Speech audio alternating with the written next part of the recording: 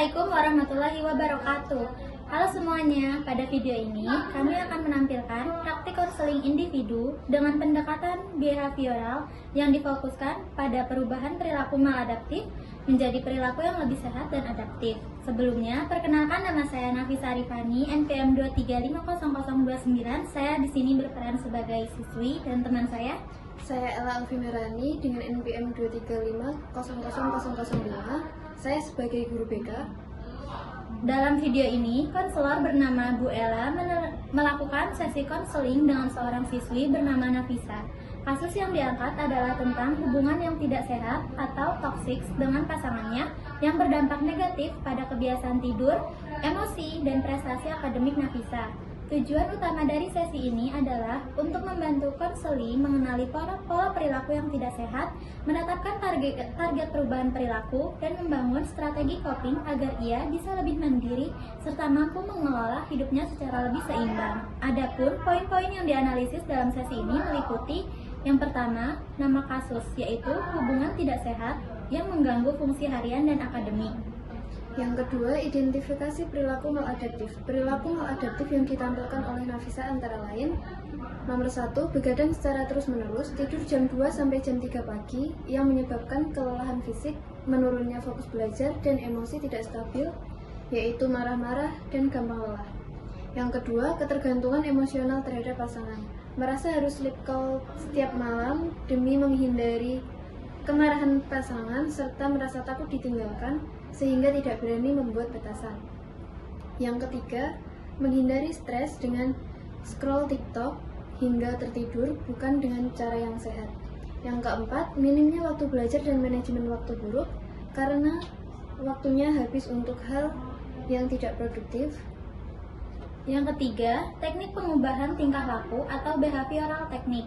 Dalam praktik konseling ini digunakan beberapa teknik dari pendekatan behavioral, diantaranya yang pertama self-monitoring. Pada video ini, Nafisa diajak mencatat target harian atau waktu tidur, waktu belajar, sleep call, dan game, serta pencatatan penunda stres dan teknik relaksasi dalam jurnal.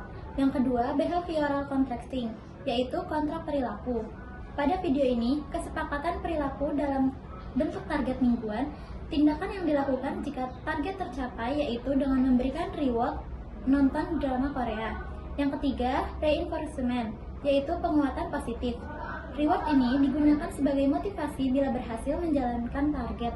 Pujian dan validasi dari konselor diberikan saat target tercapai. Yang keempat, modeling dan role play, yaitu secara verbal, Ella memberikan contoh kalimat untuk menyampaikan batasan pada pasangan dengan cara asertif. Yang kelima, relaxation technique, yaitu teknik pernapasan 4-7-8 untuk mengurangi stres dan membantu tidur lebih nyenyak. Selanjutnya, perilaku well-adaptif, hasil yang diharapkan dan mulai terbentuk. Setelah proses konseling berjalan, perilaku well-adaptif yang mulai muncul pada Nafisa adalah: 1. Pola tidur sehat, tidur sebelum jam 10 malam selama sebagian besar minggu. 2. Manajemen waktu lebih baik, ada jadwal belajar yang mulai konsisten. 3. Kemampuan menetapkan batasan dalam hubungan, yaitu sleep call dibatasi dan mampu bicara jujur pada pasangan. 4. Coping skill, lebih sehat, tidak lagi bergantung pada media sosial saat stres tetapi menggunakan teknik napas dan refleksi jurnal. Dan yang terakhir, peningkatan akademik dan ketenangan emosional, fokus belajar membaik dan nilai mulai meningkat. Melalui video ini, diharapkan kita mampu memahami bagaimana pendekatan behavioral dapat digunakan secara praktis dalam sesi konseling untuk memfasilitasi perubahan nyata dalam kehidupan konseli.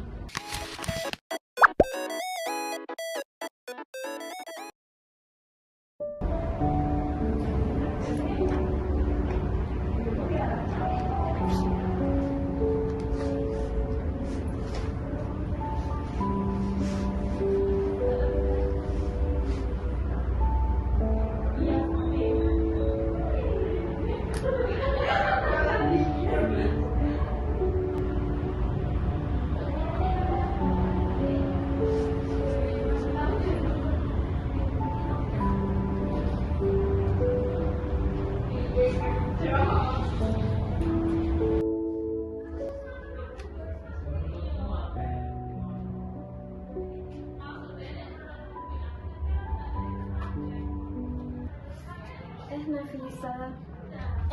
Iya Bu. Kamu sendirian? Iya sih Bu, tadi niatnya ke perpus mau belajar, cuma dikit deh. Kamu kenapa emangnya? Gak apa-apa sih Bu, cuma ada sedikit yang mengganggu aja. Tapi kayaknya tadi saya lihat kamu kayak pikirannya kosong, terus kayak mikirin banget gitu. Kamu mikirin apa? Enggak juga sih Bu, cuma ya gimana gitu, rasanya lagi capek aja, tapi bukan capek yang biasa. Emang kalau pikiran dan hati kita sedang penuh, badan juga ikutan berat. Gimana kalau habis sekarang nanti kita ngobrol di ruang beda? Siapa tahu bisa membantu kamu. Jadi Semuanya boleh Bu. boleh dong, nanti ditunggu ya Nafisa. Iya Bu.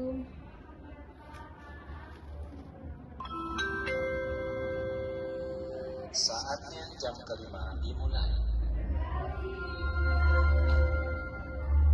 It's time to begin the fifth lesson.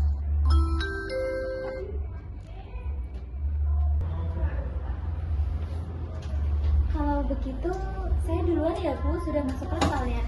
Iya, nanti ditunggu ya. Ya, baik Bu, terima kasih ya Bu sebelumnya. Iya, sama-sama. Mari Bu.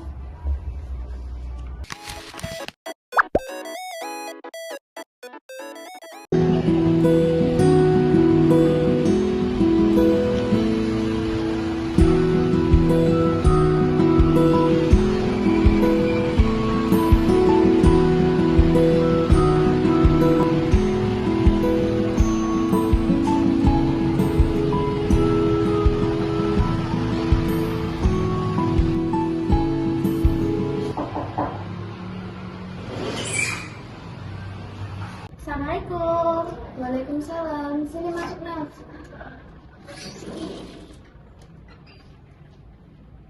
Makasih ya udah datang. Silakan duduk.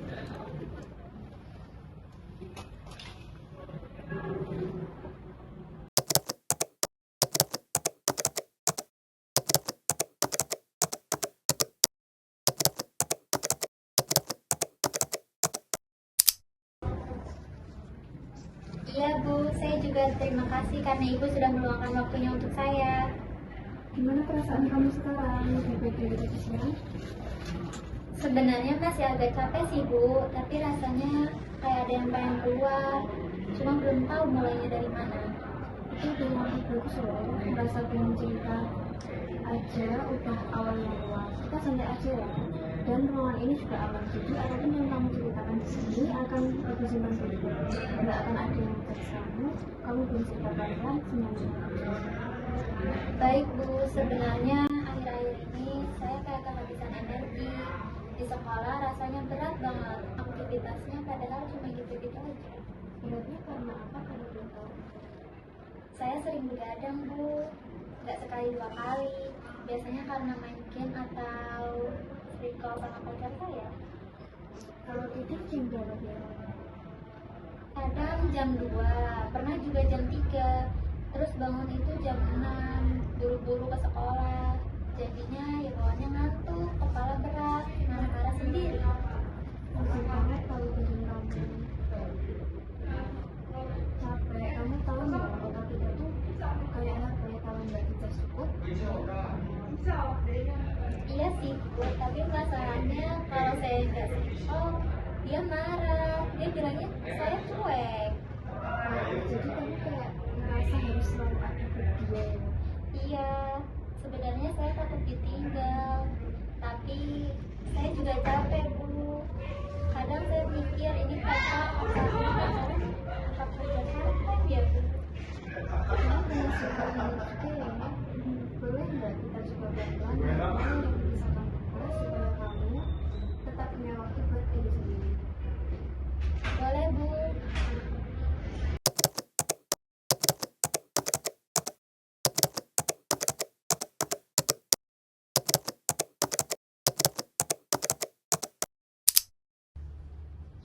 Nah, dari semua yang kamu ceritain tadi, kita bisa mulai bikin langkah-langkah kecil. Kamu punya buku catatan kecil atau kertas kosong? Sebentar Bu.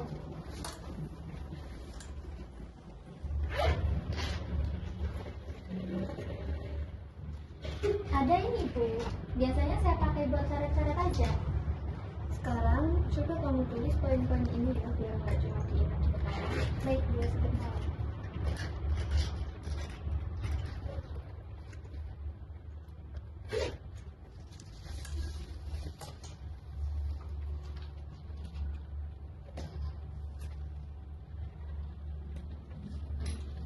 Sudah Bu.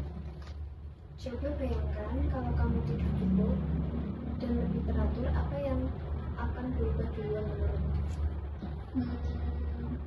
Mungkin saya bisa lebih fokus belajar dan tidak gampang capek juga. Betul. Jadi kita coba satu target dulu ya, tidur maksimal jam 10 malam. Sebentar Bu.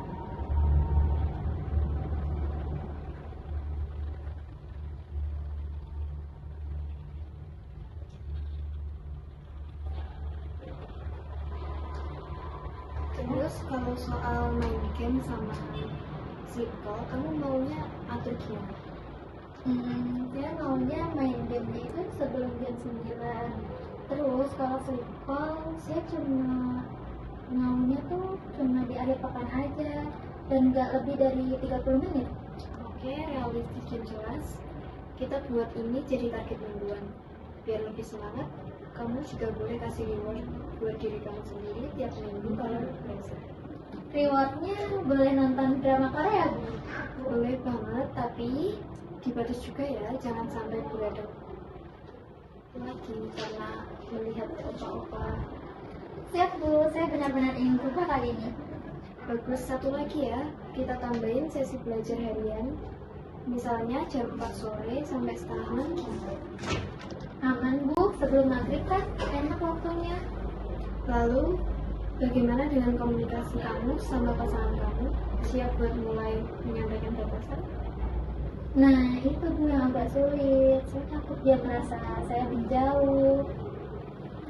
Wajar kok, tapi kamu bisa mulai dengan cara lembut. Misalnya, aku sekarang lagi pengen fokus sekolah, jadi aku butuh waktu buat belajar dan istirahat. Bukan berarti aku gak sayang, tapi aku juga pengen jadi versi terbaik dari diriku. Saya suka kalimatnya Bu. Itu nggak menyakiti, tapi juga tetap tegas. Kalau nanti dia ngambek atau marah, kamu tetap bertahan dengan keputusan kamu. Mau Bu, saya harus belajar bilang enggak walaupun gak enak. Keren, itu tandanya kamu mulai belajar mandiri dan sadar akan kebutuhanmu sendiri. Noted Bu.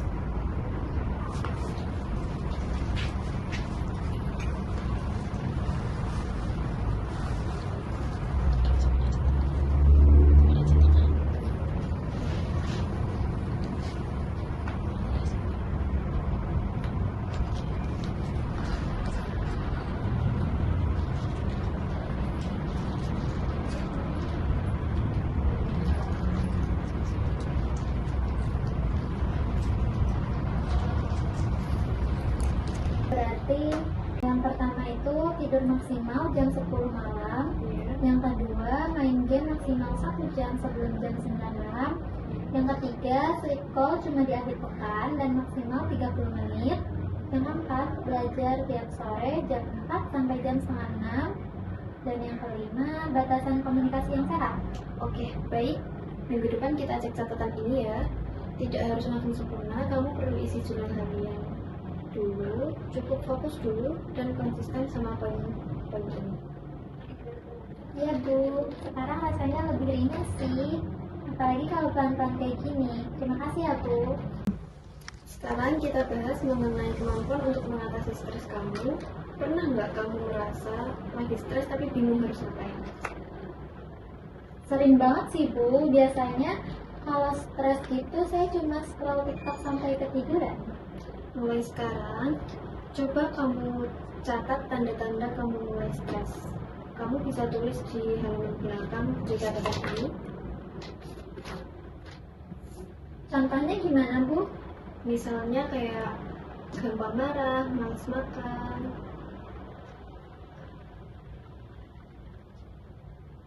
Ya lalu? Overthinking, susah tidur,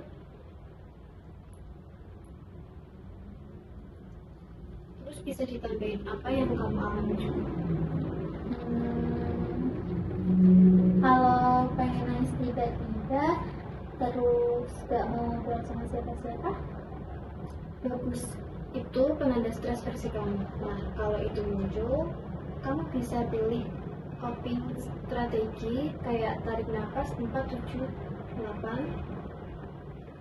cara teknik pernapasannya juga boleh dicatat kan? Boleh, tulis ya. Tarik nafas 4 detik,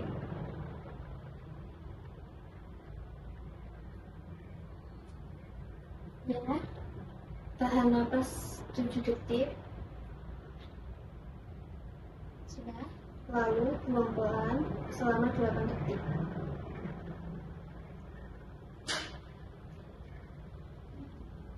Sudah. Ulangi 4 kali sebelum tidur. Berarti nanti saya ulangi sebelum tidur ya, Bu? Iya. Baik, saya mengerti, Bu. Nanti kalau kamu sudah terbiasa, kita mulai bikin jurnal refleksi harian. Tapi sekarang cukup catat sinyal stres dan respon kamu dulu. Baik, Bu. Rasanya lebih masuk aja kalau pelan-pelan kayak gini. Kalau diperbolehkan, saya ingin menemui Bu Ella lagi minggu depan. Pasti kita jadwalkan pertemuan berikutnya minggu depan untuk evaluasi ya, Nafisa. Ibu bangga kamu udah berani melangkah sejauh ini. Makasih banyak ya, Bu Ella. Saya merasa lebih tenang. Kalau begitu,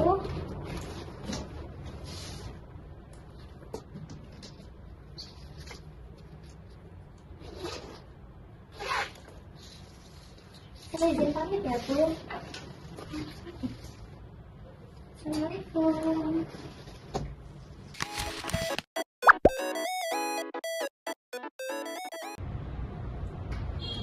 Assalamualaikum, Bu. Waalaikumsalam Nafisa, silakan duduk. Selamat datang kembali ya. Bagaimana seminggu ini? Sebentar, Bu.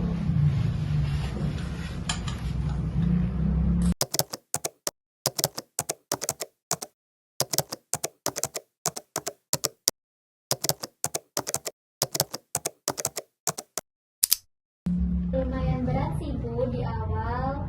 Tapi hari ketiga dan keempat itu udah mulai merasa enak, tidur lebih nyenyak, bangun lebih segar. Kamu berhasil tidur sebelum jam 10 malam nggak?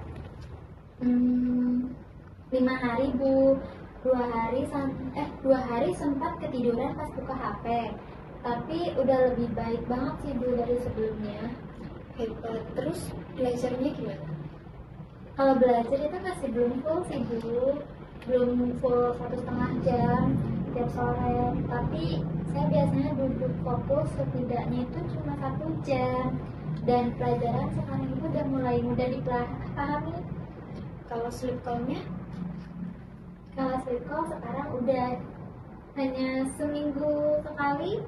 Oh iya, Bu, dia juga sempat bad mood kan awalnya. Tapi saya coba jelasin. Sekarang itu lebih mengerti. Kamu bisa jelasin dengan tenang, itu keren banget sih. Nah sekarang bagaimana dengan coping skill, teknik nafas 4-7-8 sebelum tidur dan jurnal malamnya? Saya udah coba nafas itu, Bu. Awalnya tuh aneh, tapi ya lama-lama tenang juga. Jurnalnya juga saya isi, kalau cuma 1 atau 2 paragraf. Oh iya, tambahan ya, kalau kamu mulai cemas atau merasa nggak enak, kamu bisa cek penanda stres kamu. Kamu bisa bikin daftar sinyal tubuh kamu saat mulai drop. Jadi itu semacam alarm ya, Bu? Iya, semacam sinyal. Dengan tahu tanda-tandanya, kamu bisa lebih cepat ambil langkah preventif. Terima kasih, Bu. Saya sangat suka saran yang Ibu berikan.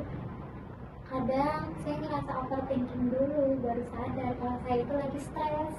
Kita akan lanjutkan program perubahan perilaku. Setiap hari kamu akan melakukan. Boleh ditulis.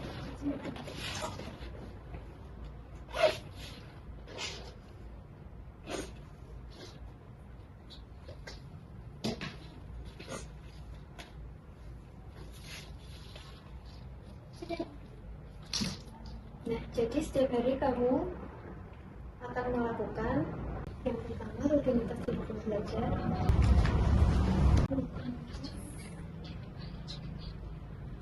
Tidur, membaca. Yang kedua, teknik relaksasi 4-7 sebagai self-enforcement sebelum tidur.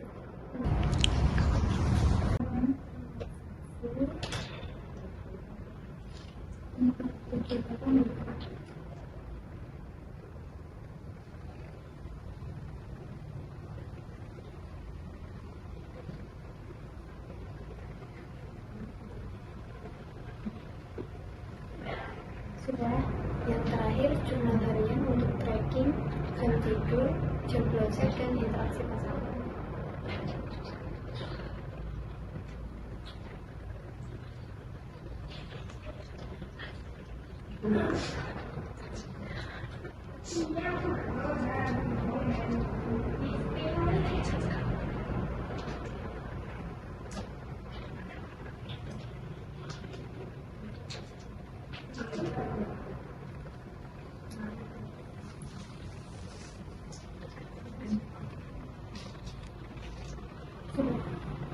Dan ingat ya, hubungan saat itu saling dukung, bukan saling menyalahkan. Sekarang saya sudah sadar bahwa kamu semakin kuat, Nafisa, dan lebih bangga lihat perkembanganmu. Kita lanjut pertemuan minggu depan ya. Baik, kalau begitu saya permisi. Gitu ya.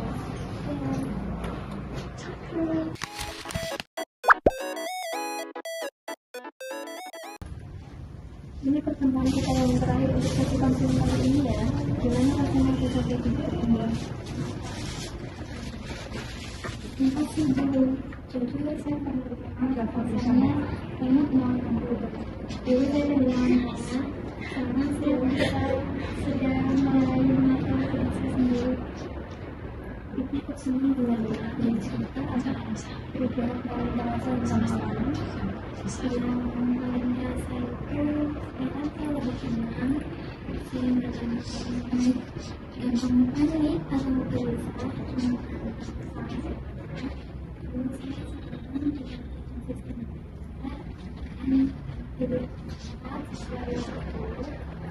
Terus pendidikan saya mulai dengan waktu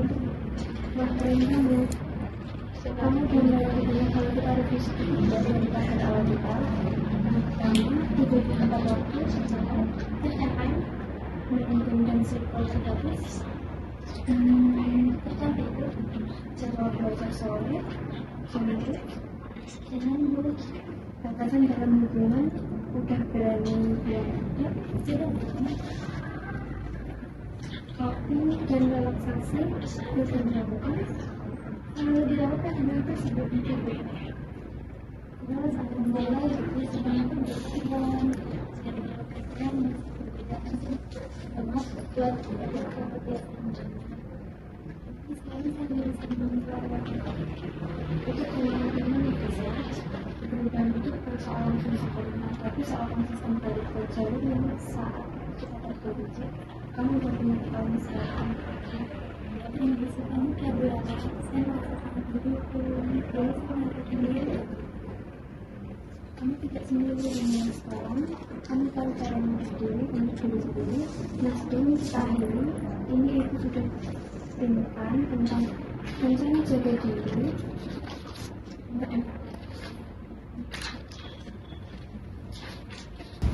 Rencana menjaga diri. Pertama, tidur maksimal pukul 10 malam. Kedua, belajar pukul 4 sampai setengah 6 sore. Ketiga, bermain game maksimal 1 jam sebelum pukul 9.